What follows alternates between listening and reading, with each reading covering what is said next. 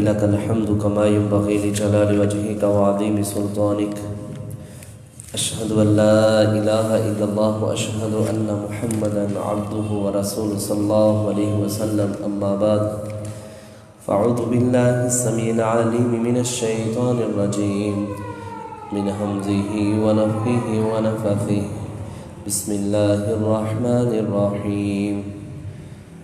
کل کے سبق کے اندر اللہ رب العالمین نے پیارے نبی صلی اللہ علیہ وسلم کو مخاطب کرتے ہوئے فرمایا، آپ کہہ دیجئے کہ جو رب کا رستہ ہے وہی صراط مستقیم ہے، اور یہ دین ملت ابراہیمی کا ہے، اور ابراہیم علیہ السلام مشرکوں میں سے نہیں تھے. اہل مکہ تم کہتے ہو کہ ہم ملت ابراہیمی کو اپنانے والے ہیں، حالانکہ ابراہیم علیہ السلام نے تو شرک نہیں کیا تھا.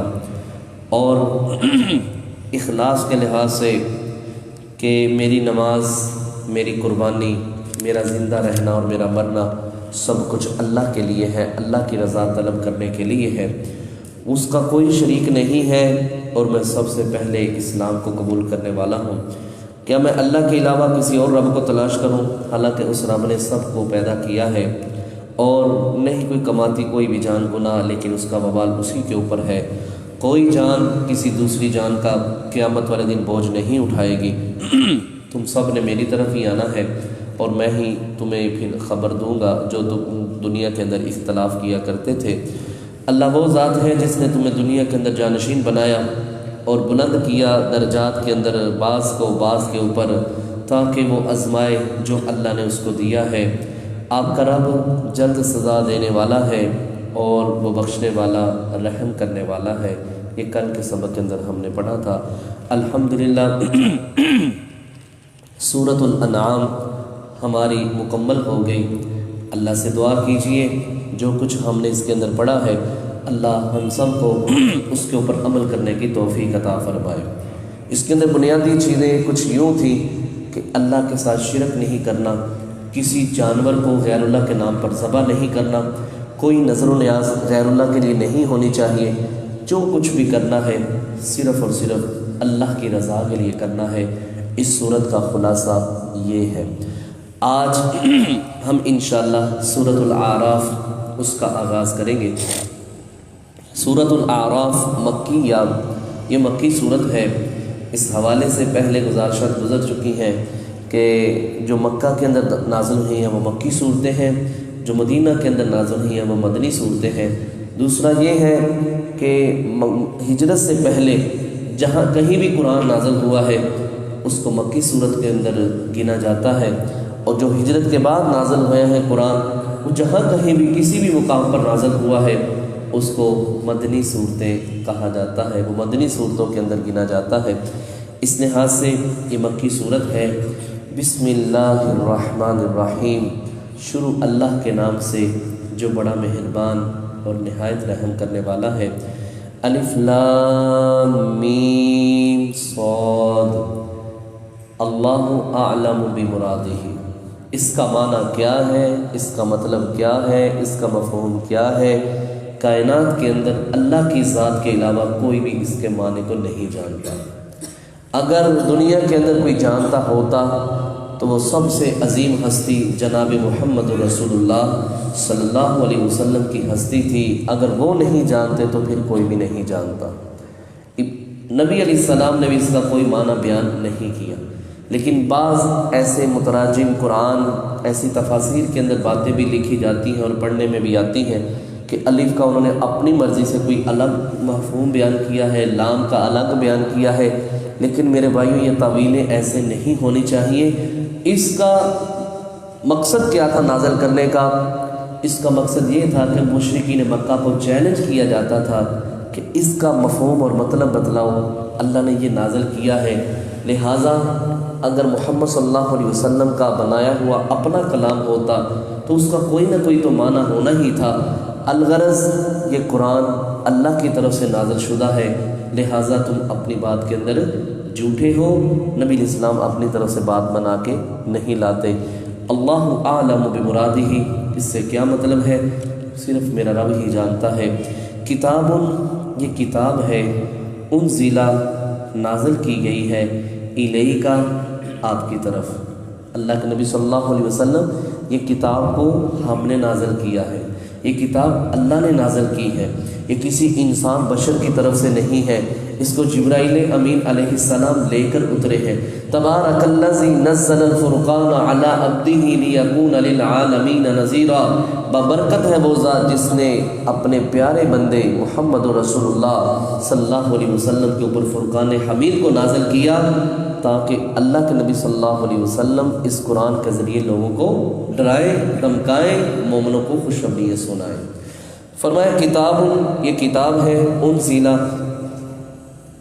نازل کی گئی ہے الیکا آپ کی طرف، فلا یکن پس نہ ہو جائے آپ کا فی صدری کا آپ کے سینے میں خرجن کوئی تنگی، منہ اس قرآن کی وجہ سے، یعنی آپ کے دل کے اندر کوئی شک نہیں آنا چاہیے کہ پتہ نہیں یہ جس طرح مشرکین مکہ باتیں کرتے ہیں ہو سکتا ہے ان کی بات سچی ہو، میرے اوپر کوئی شیطان تو نہیں آتا، کوئی غیب کی خبر ایسے تو نہیں کہ بیان کر دیتا۔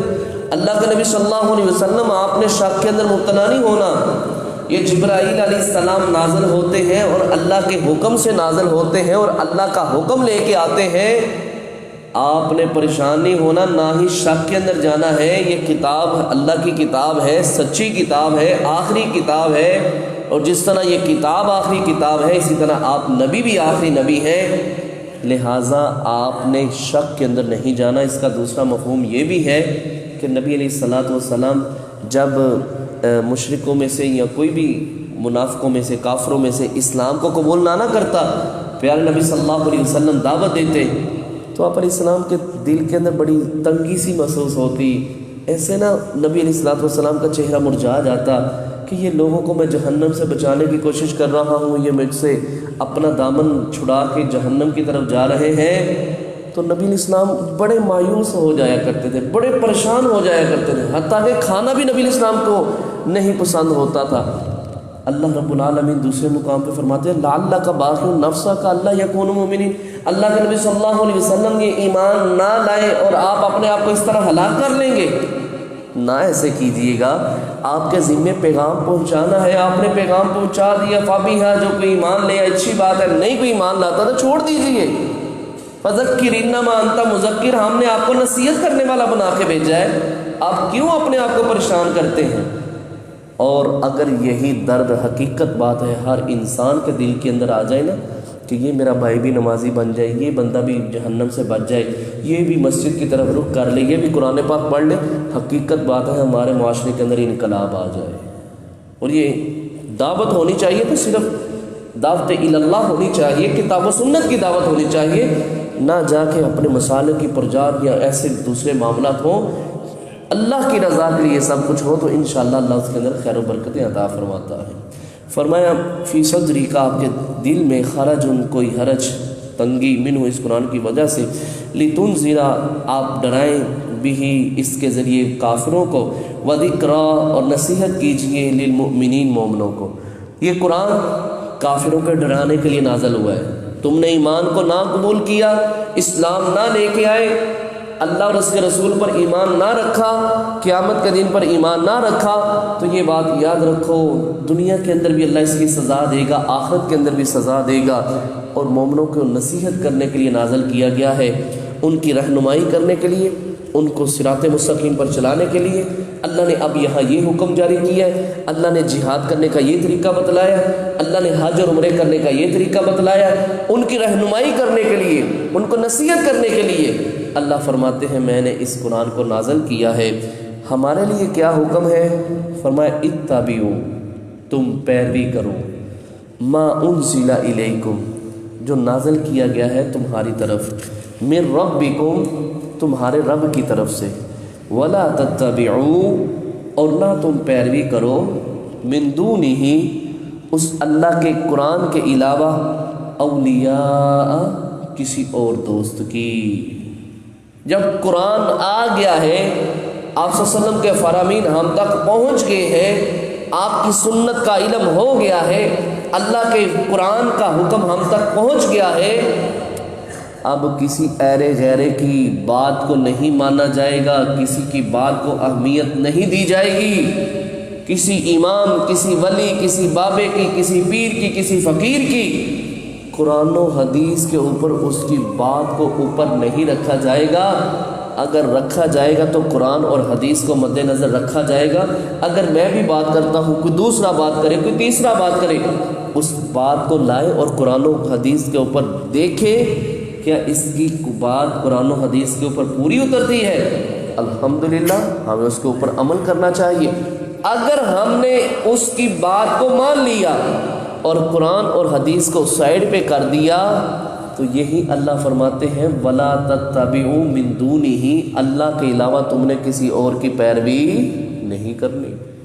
صاف سا حکم ہے، صاف سی بات ہے، سیدھی بات ہے، کوئی ایسا اس کے اندر کہہ لے پوشیدہ معاملہ ہے ہی نہیں، کوئی لکی چھپی بات ہے ہی نہیں۔ اللہ اور اس کے رسول کی بات ماننی ہے۔ نبی اسلام نے اس لیے فرمایا تھا لوگوں میں 2 چیزیں چھوڑ کے جا رہا ہوں، جب تک اس کو مضبوطی سے تھامے رکھو گے کبھی گمراہ نہیں ہوں گے۔ ایک اللہ کی کتاب اور دوسرا نبی صلی اللہ علیہ وسلم کی سنت ہے۔ تو اس لیے جو اللہ اور اس کے رسول کے فرامین کو مانتا ہے انشاءاللہ وہ کبھی گمراہ نہیں ہوگا، اور جو اللہ اور اس کے رسول کے حکم کے علاوہ کسی اور کی بات کے اوپر عمل پیرا ہوتا ہے تو اس کو اپنے ایمان کا جائزہ لینا چاہیے کہ وہ کس مقام پر کھڑا ہے۔ دیکھیے اللہ آگے کے کہتا ہے قلیلا ما تذکرون، بہت ہی کم لوگ نصیحت حاصل کرتے ہیں۔ ہمارے معاشرے کے اندر کیا ہے دلیل، وہ بہت زیادہ ہے، اس لیے وہ سچے ہیں۔ ان کی تعداد دیکھیے کتنے زیادہ لوگ ہیں، ان کی دیکھیے تعداد وہ کتنے اچھے لوگ ہیں، ان کے پاس جمع غفیر ہے، ان کے پاس تعداد بہت زیادہ ہے، ان کے پاس اس طرح۔ اللہ کہتے ہیں قلیلا ما تذکرون، میرے قرآن کی آیتوں سے نصیحت حاصل کرنے والے بہت ہی تھوڑے لوگ ہوتے ہیں، جنت میں جانے والے بھی تھوڑے لوگ ہی ہوں گے۔ اہل ایمان، اہل توحید، اہل حق، وہ بھی آپ شروع دین اسلام سے دیکھ لیجئے اور آج تلک جتنے بھی حق پہ ہوں گے اللہ کی توفیق سے وہ تھوڑے ہی لوگ ہوتے ہیں۔ تو یہ کثیر جو ہے نا، کثرت، اکثریت، یہ دلیل نہیں ہے۔ اکثریت کوئی حق پہ ہونے کی دلیل نہیں ہے، وہ بہت زیادہ حق کے اوپر ہے، نہیں۔ اللہ قرآن کے اندر 12 مقام پر کہتا ہے وَمَا يُؤْمِنُ أَكْثَرُهُم بِاللَّهِ إِلَّا وَهُمْ مُشْرِكُونَ، کتنے ہی ایسے لوگ ہیں جو اللہ پر ایمان رکھنے کے ساتھ اللہ کے ساتھ شرک کرتے ہیں۔ کثیر تعداد لوگ دلیل نہیں ہے، قلیل تعداد بھی دلیل نہیں ہے۔ ہاں جس کو میرا رب کہہ دے وہ ہمارے لیے دلیل ہے۔ اب اللہ رب العالمین اس حوالے سے بات کرنے لگے ہیں، لوگوں میں نے تمہیں کہا ہے کہ اللہ اور اس کے رسول کی بات کو ماننا ہے۔ تم سے پہلے بے شمار بستیاں ہم نے ہلاک کی ہیں، اور ان کے ہلاک کرنے کی وجہ بھی یہ تھی کہ انہوں نے اللہ اور اس کے رسول کے فرامین کو مد نظر نہیں رکھا تھا، اپنی منمانی، اپنی مرضی کی تھی۔ فرمایا وَكَمْ، اور کتنی ہی، مِنْ قَرْيَةٍ، بستیاں ہیں، أَهْلَكْنَاهَا، ہم نے ان کو ہلاک کیا ہے، فَجَاءَهَا، پس جب ہمارا عذاب آیا نا، بأسنا، ہمارا عذاب آیا نا، پہلے نمبر پہ بیاتن، وہ رات کے وقت آیا تھا، او یا ہم قائلون، وہ قلولہ کر رہے تھے، دوپہر کے وقت سوئے ہوئے تھے، اس وقت ہمارا عذاب آ گیا اور انجانے کے اندر آیا، ان کو ہوش بھی نہیں رہا تھا۔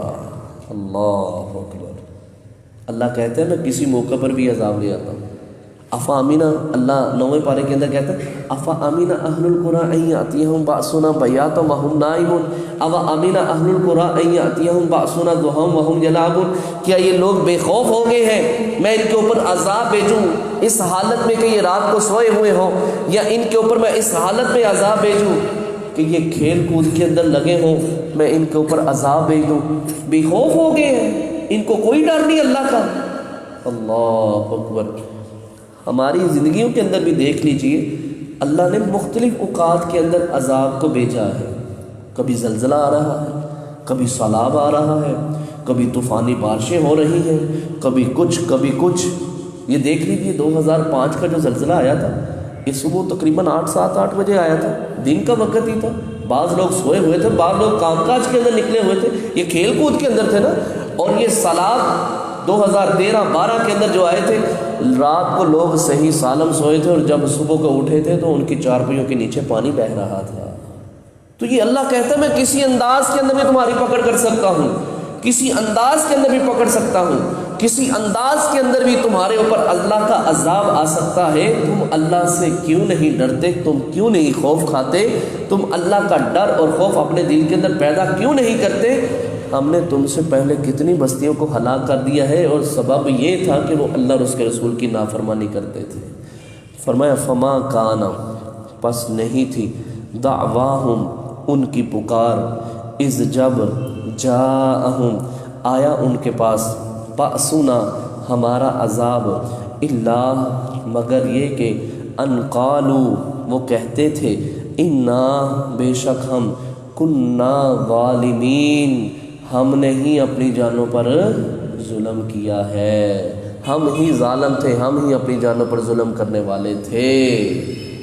اللہ فرماتے ہیں جب عذاب کا سامنا کر لیتے تھے، عذاب ان کے اوپر ہیوی ہو جاتا تھا، عذاب کو دیکھ لیتے تھے، جب عذاب اپنی لپیٹ کے اندر لے لیتا تھا، اللہ کا قہر جب ان کے اوپر نازل ہو جاتا تھا، اس وقت ایک دوسرے کو کہتے تھے اوہو بھائی جان، ہمارے اپنے ہاتھوں کی ہوئی کمائی کی وجہ سے ہی ہمارے اوپر یہ عذاب آیا ہے، جو ہم نے اللہ کے ساتھ شریک کیے ہیں، جو ہم نے رسول کی مخالفت کی ہے، جو اللہ کے حکموں کو نہیں مانا، اس وجہ سے ہمارے اوپر عذاب آیا ہے۔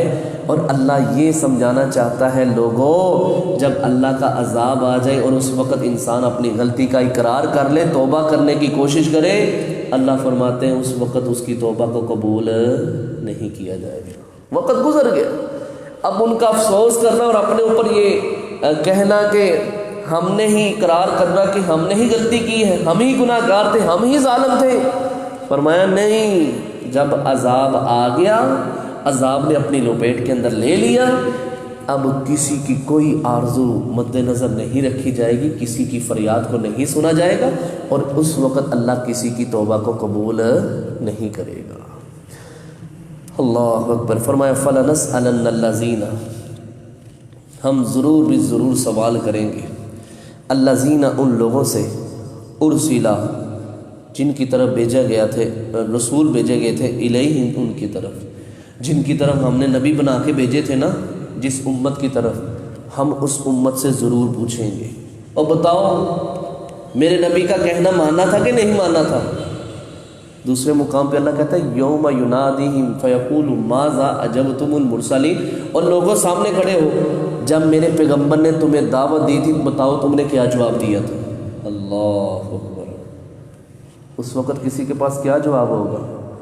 کوئی جھوٹ بول سکے گا؟ نہیں۔ کوئی غلط بیانی کر سکے گا؟